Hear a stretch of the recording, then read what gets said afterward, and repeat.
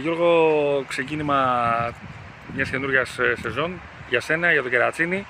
Ναι. Με ένα παιχνίδι ιδιαίτερα δύσκολο, ιδιαίτερα ανταγωνιστικό απέναντι στο Νέα Σαλαμίνας.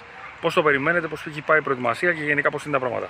Εντάξει, σίγουρα θα είναι ένα πολύ δυνατό παιχνίδι. Είναι δύο ιστορικές ομάδες, και το Κερατσίνι και ο Νέα Σαλαμίνας για την Εύση Πειραιά. Με χρόνια στη ΓΑΜΑ Εθνική και οι δύο ομάδες. Υπάρχει μια αντιπαλότητα, είναι ντέρμπι. Η προετοιμασία εντάξει, έχει πάει αρκετά καλά με τους προπονητές μας. Έχουμε δει σωστά. Περιμένουμε πώς και πώς όλοι, νομίζω, από την ομάδα, και προπονητές και διοίκηση και οι παίχτες, από το παιχνίδι να δώσουμε το καλύτερο μας σε αυτό. Είπες η μεγάλη προσμονή. Είστε μια καινούργια ομάδα, ένας καινούργιος προπονητής που ξέρει τα αποδυτήρια. Αυτή η προσμονή πιστεύεις ότι θα σας βγει όπως ακριβώς θέλετε και εσείς μέσα στο γήπεδο? Δηλαδή οι προπονήσεις πώς πάνε, η προετοιμασία πώς κύλησε? Οι προπονήσεις κύλησαν πολύ καλά, έχουν κυλήσει πάρα πολύ καλά. Σε βάθος χρόνου, τώρα πώς είναι, ένας μήνας, 40 μέρες, από εκεί. Και οι υπόλοιποι που προσαρμοστήκαμε πιο μετά στην προετοιμασία, οι καινούργιοι παίχτες έχουμε δέσει, αρχίζουμε δένουμε.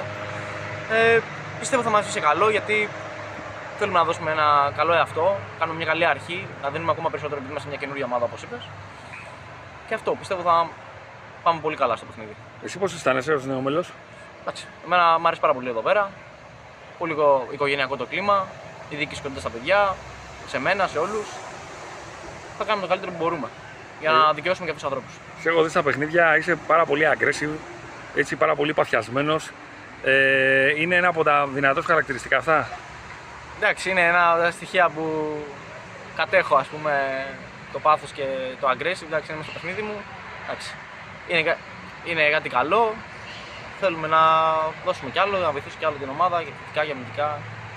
Το μήνυμα στον κόσμο που θες να δώσεις ποιο είναι?